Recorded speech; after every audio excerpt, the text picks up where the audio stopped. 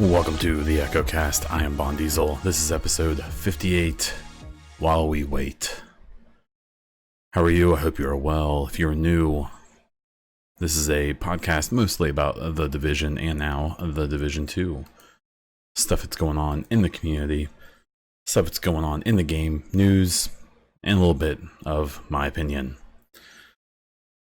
This week, I will talk about a little bit of Division 2 news and tidbits, some community discussion, and one listener question, I believe. If you like the podcast and you want to support it, please check out my Patreon. You can go and check it out at patreon.com/theechocast.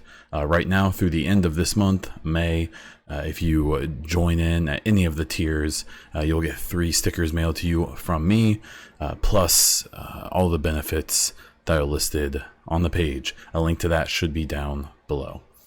Okay, so this is where I typically do a state of the game recap, summary, thoughts, and because of some holiday, Labor Day in May in Sweden, and I guess in other countries in Europe, there was no state of the game. Apparently, they mentioned it during the state of the game last week. I must have missed it. When I watch state of the game from work and do my summaries, I'm watching on a 2 megabit connection, so I'm getting lots of stuttering, and I definitely missed some stuff. So no state of the game recap this week. I assume we'll have one coming this coming week. I assume that we'll get some announcement of the end of the PTS, hopefully some dates, some ideas of when the raid and the patch are coming. Again, like I said before, I really hope we're going to get the patch a week or two before the raid. If they come on the same day, it's going to be a hot mess while everyone tries to figure out their builds with all of the changes. So, Division news. Not much this week. Gonna be totally honest, this podcast may be fairly short unless I really get to ranting about something. It was pretty quiet as far as I could tell, but we'll talk about what we found. They did release a small patch that fixed the PC loading issues people were having. There was an issue that was causing something to initialize like 20,000 times. I saw that on Reddit, and so it was causing normally a pretty quick load up at the beginning, right when you start the game, to last I think like 5, 6, 7, 8, 9, 10 minutes, and people were a little upset about it, to the point where I saw people saying they're quitting the game because of it. But you know, if anyone's been paying attention and isn't a completely sensational and silly person, you know, it's gotten a little annoying, but you know, is what it is. If you're around for the release of the first game, or really any other game nowadays, these reactions, the loudest people representing the fewest people, you know, typically they're pretty loud. So, but yeah, that patch was good. It seems like it fixed it for most people. I saw a few random reports that maybe it didn't completely fix it, but I haven't seen anything official yet. One thing to look out for, just from kind of a cool factor, a bunch of environmental developers and designers made a bunch of tweets this week. I want to say I saw 6 or 7 different ones where there must have been some embargo that was lifted that allowed them to post a ton of screenshots of their work, of concept art and stuff like that. If you want to check out my Twitter under Bon Diesel, or the Division 2 Hub Twitter, it's at the Division 2 Hub. I retweeted as many of them as I found, so check those out if you like cool backgrounds and stuff like that. There should be a whole bunch of them that you can find and you know, check out and steal. You know, obviously for good uses and not to take any credit. So check those out. There was also, I think, a release party. I don't know if there were ones at multiple studios, but I'm under the impression that Ubisoft Massive in Sweden had a big release party for the game. You know, these people deserve it. I think I saw a few people like, well, why are they having a release party, you know, a month after the game was, well, they were a little busy right when the game released. So I'm sure things are calming down a bit over there, despite the work that is ongoing. And I'm glad that they all got a evening to celebrate. They deserve it. Obviously the game isn't perfect, but hopefully no one actually expected it to be just like any other game or really anything else in life. That said, the game's pretty darn good, and I'm really happy. I've tried to kind of wade through the longer term people in the community, and people who I knew were going to play through all of the content in 1 week.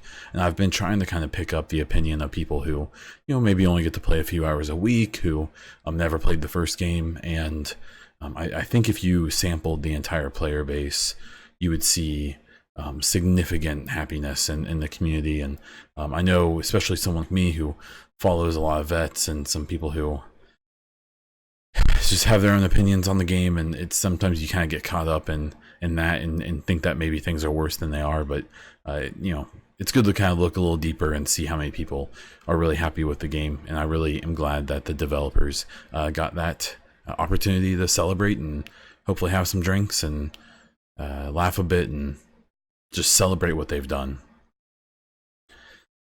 The community topics I'll jump into. So I'm going to talk a little bit about what I think the Division 2 is going to show at E3. To ask, kind of talk about whether or not I think this game is like rewarding, and just talking a little bit about expectations versus reality. But before I go there, we're going to have a smooth transition into mid-roll time.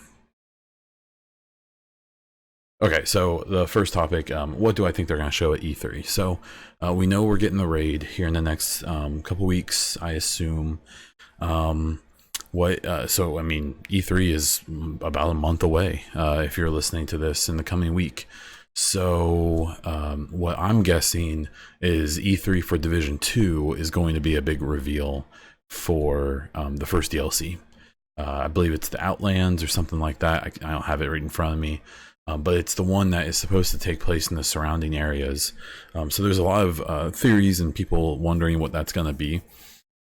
It's interesting because so far, the majority of people I've seen seem to think that the Pentagon will kind of reflect a little bit what Underground was in the first game, which I actually agree with. I think that's going to be a thing. And I've seen a lot of people think that the third DLC, that basically we don't know anything about, is going to be survival. So here's my contention, and here's my guess and my speculation. I believe E3, they're going to showcase survival in Division 2, and it's going to be the first DLC. If you think back, you think, how what's funny is that the community as a whole didn't really like survival ever in the entire life of it, because it died. You were lucky to get a full game of people pretty shortly after release of the DLC. But especially late in the life of Division 1, there was a big resurgence in survival, and there was a very relatively small but very dedicated community to survival, and I was a big member or participant in that. Splinter Shield and some other people were definitely the biggest drivers on it, and they did a great job promoting survival Saturdays and things like that, and doing tournaments, which was so cool. But it's interesting to me that people think that they're going to hold off on the third DLC for survival. I think I've thought for a long time survival is going to be the first thing they put in our faces. So my guess is that at E3 they're going to have a big reveal trailer, have some devs talking and doing interviews about the first DLC. I think survival, going into details about how they changed it from the first game, how they, I suspect survival will have more of a BR battle royale feel to it, but hopefully it retains some of the really unique things about survival, and I'll be curious to check that out. I wouldn't be surprised if they tease the second and third DLC a little bit, but I'm mostly expecting E3 Division 2 coverage to be based around that first DLC. So I think that'd be great. I think that what this game probably needs is survival. I talked last week about Twitch viewership and stuff like that. People only want to watch missions be played so many times. They only want to watch, so much grinding and stuff like that. This is probably a controversial thing, and if you don't agree, that's fine. You can tell me all about it. But I really don't think that even PvP in the first or even in the second game is really that fun to watch. But maybe I'm not that audience. What do I know? The second topic here is just talking about, like, is the game rewarding? I've seen that topic come up a lot on Reddit and so on and so forth. And I'm definitely, I think I kind of get both sides of it. Basically, it's, people are at gear score 500. And what's interesting is I think it just really depends on people's motivations. I think people need to realize that, like, from Destiny and stuff like that, there's people who who grinded the 500 gear score, even if their build is complete garbage, and then they're done. They don't, until there's new content to play, they don't have any desire to, optimize their build to make it better, get better guns, get better talents and everything, synchronize their build at all. They just hit 500 and they're done, because that's all that matters. And then you have other people who, want to, get 1 or 2 loadouts good to go, maybe like a PvP and a PvE loadout completely maxed out and in really good shape, and then they're done. And then you have people like me who kind of just like playing the game. I've only really got 1 loadout I really like, and I've got another couple I'm okay with, and then a couple more that are complete garbage. I'm just trying to get started on them. And people who, like for me, like I spend a lot of time in the game, and I'm spending a lot of time right now just going through and taking screenshots, working on #Division shots, working on other projects and things like that, kind of on my own. And if I find a gear piece that gives me something better than what I have, I'm pumped. I am, trying to find specific gear, though I will say that's kind of leveled out for me while I'm waiting for this Title Update 3 patch, because I've been paying attention a bit. I've been trying to, get rid of gear with talents I know are going to be pointless, hold on to gear that has talents that should be better. But, I get both sides, but I think that the argument that the game isn't rewarding and stuff like that, I think that the same people who are motivated to play this game 4, 5, 6, 7 hours a day since release are the same ones who are the most motivated to jump on Twitter or in Twitch chat or on YouTube or on Reddit and scream about how they're bored or how they don't like the game anymore, they're not coming back, blah, blah, blah. Like I kind of said before, I really think that the vast majority of people are still having fun with the game, are still enjoying the game, are excited about new content. And I think both of those groups are important and they should be heard out and listened to.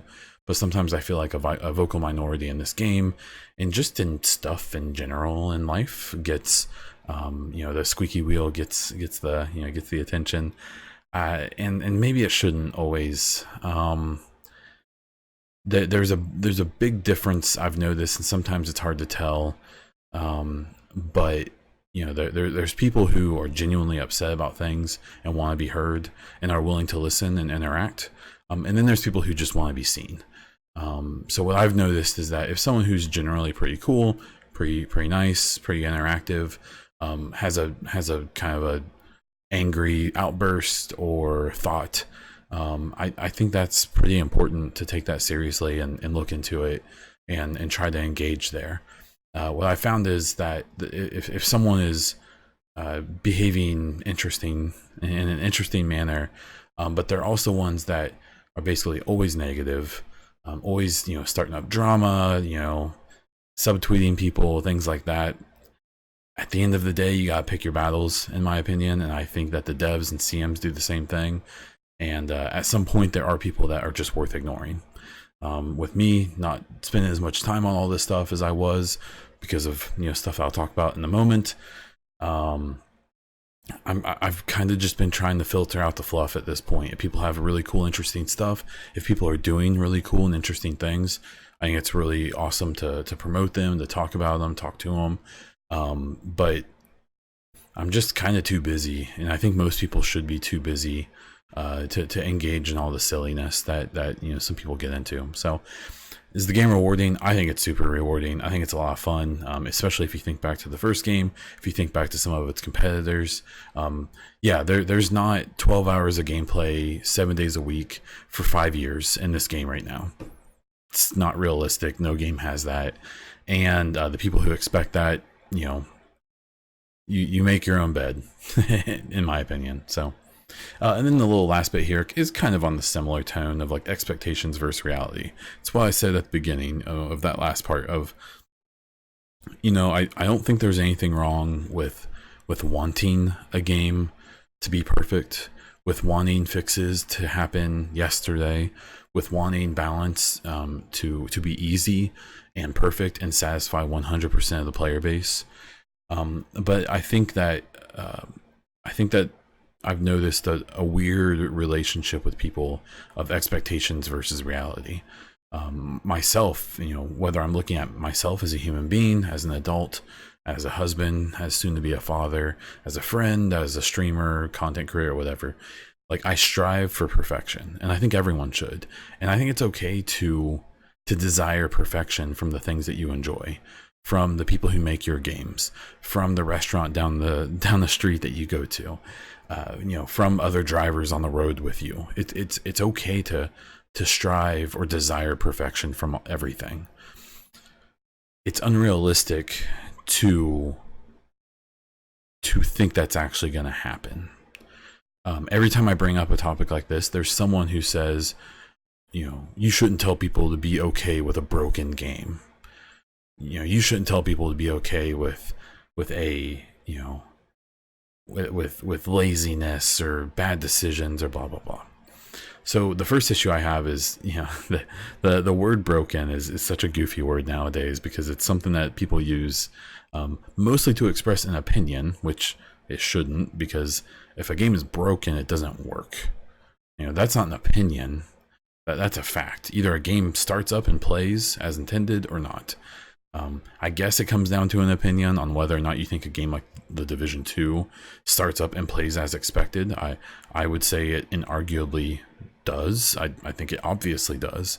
The people who describe a game like Division 2, especially with some other games that you could compare it to call it broken, I think are silly. I think someone who thinks The Division 2 is broken at its core is someone who doesn't get the difference between expectations and reality. I think someone who feels the game is good, but needs significant updates and changes and balancing and adjustments, I think that's fair. I also think that there's this expectation and reality thing is so interesting, because I think a big issue, and I get that I have unique insight on this because of various experiences, but I think that with most gamers, especially people not involved in the community, there's this idea that video games, some ideas for a video game go into one side of a machine, and then the video game pops out the other side, and it's made by a company, not by hundreds of individuals who each have their little, the little jobs on the game that all have to come together perfectly and then get pushed out. That it's just this giant blob that ideas go into and come out of. And I get it, that's fine. And my job, I have a very different job than game creation, but we deal with the exact same issues. The problem is that being inside that system, and then on the game side of things, knowing people who make the game, getting to talk to people, getting to see stuff in the game before it came out and stuff like that. There's a sense that you have that like I know in my job, we have a bunch of consumers, I'll call them that depend on our work. And what happens is something can go wrong on their side. They can tell us that there's something wrong, but then we as a company are under the guise of a government, and we have to get approval from that government or get clarification from that government. And in my case, it's the state government where I live, to clarify things or change things. And they have similar, everyone has a boss, right? And I guess that experience of, there's times where we just can't fix a problem. There's times where there's something wrong that we hate, we know it's awful, but we can't do anything about it. and we're the ones who hear about it because we're the customer facing. And so, like, I guess just that experience, it kind of has made me more realistic, like with this game, like with the Division 2.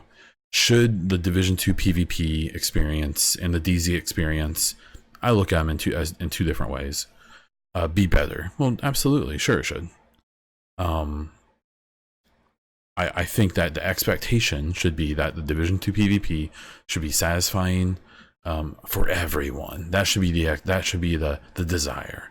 Everyone should love PvP in Division 2. Now, the realistic side of it is that not everyone will. One thing I've realized more than anything, mostly from dealing with Division 1 and now Division 2, and I've applied it to basically my entire life, is this idea that you're never going to make everyone happy. See, the problem is that right now, I'm sure there's a good chunk of people who like PvP in Division 2. And there's a bunch of people, especially people who liked it in Division 1, which is a whole different topic. I won't go into that today, but say they made every change they needed to make in Division 2 to satisfy the people who don't like PvP in Division 2. They wrote down a list and Massive said, we're going to do this exactly. Well, once that was implemented, you would now have a whole new group of people, probably a larger group of people, who hated it, who now dismiss PvP. The same way that people are right now before any changes. And so I think the issue is that there's a lot of people who, one group who each individual expects the game to be designed for them. And that kind of person is honestly just, you're never going to make them happy. And I, as much as I don't like this term or whatever, should just be dismissed, because someone who's only thinking about themselves, I get it, they spent the money, they want a good game, but the idea of designing an entire game for one person, which I've seen this a lot in Division 1 and now Division 2, it's just silly. It's not going to happen. And then you have people who kind of feel like they represent an entire group, PvP or whatever. And I think that's more admirable, because I think you'll sometimes see those people talk about things that they would like to see that maybe they don't even think is 100% what they want, but they know as a group or as a whole for the game, it's going to be better. And I can respect that. PvE, PvP, whatever, no matter where you kind of represent yourself from. But and I think that, like, those two groups there, like, the big difference is an expectation of perfection or desire for perfection for oneself, and a realistic expectation of trying to make it as good as it can be for as many people as possible. So I don't know. There was my rant to try to make this to make this podcast a little bit longer, but I really think that the biggest issue I've seen is just that there's this weird relationship that the community and just people in general and all parts of life seem to have a really weird understanding of expectations versus reality. And I think the more that people think about that and put themselves in people's shoes and stuff like that, maybe it'll make things a little bit better. Maybe not. I don't know. But yeah, there we go. So listener questions, we are going to jump into that, and then we'll do some content updates, and then we will wrap this thing up. So Shami Soul asked, do you think we will see any exotic gear in Division 2? And if we did, will it work as a brand or gear set? Which one would you rather see it work as? So I believe exotic gear is confirmed. I believe we are getting exotic gear. We obviously don't have it yet. Right now we have just brand sets and a few gear sets. My assumption is that it will be like Division 1, where the exotic gear will be its own category. It'll be separate from brand sets and gear sets. At least I hope it is. With as viable as brand sets are right now, it could be something like the Ninja Bike, where it's specifically viable with high-end gear. Maybe even with gear sets in some capacity. I don't know. But yeah, I definitely think we're going to get it, and I actually suspect it won't be a part of either. I think it'll be its own third category. or at least I hope so. I'm actually one who, in the first game, while everyone was going nuts over the gear sets, I assume mostly because, a lot of the vocal people, a lot of people making videos and stuff were PvP, were very gear set oriented. I pretty much preferred my Hexo till the end. My Tactician damage build and my Hexo were my best friends, even in PvP, mostly in skirmish. As good as that was or wasn't. So yeah, I think we'll definitely get exotic, and I think it'll be its own category. So, content updates. Just as a heads up, there should be a link. There should definitely be a link on my Twitter, but there should be one here. However you're consuming this podcast, for a giveaway I am doing is the Division 2 branded Amazon Alexa Dot, Amazon Echo Dot. I have 2 of them I'm giving away. So these are given to me by Ubisoft. Thank you, Ubisoft. And they can be all yours. They're brand new. I opened the box to look at them, but just to make sure they're good. But I've never even turned them on. To be totally clear, I actually don't really like those things that much. That's why I'm more than happy to just give it away. So check out the link for that. That giveaway will be going till the end of May. So make sure to get in on that. I did want to announce and congratulate Mike Goes Wild for winning my merch giveaway that had the comic books, the merch, and all that good stuff. So I believe he's already gotten that package. You can check him out at Mike Goes Wild, and I believe you can check out a picture of it on there.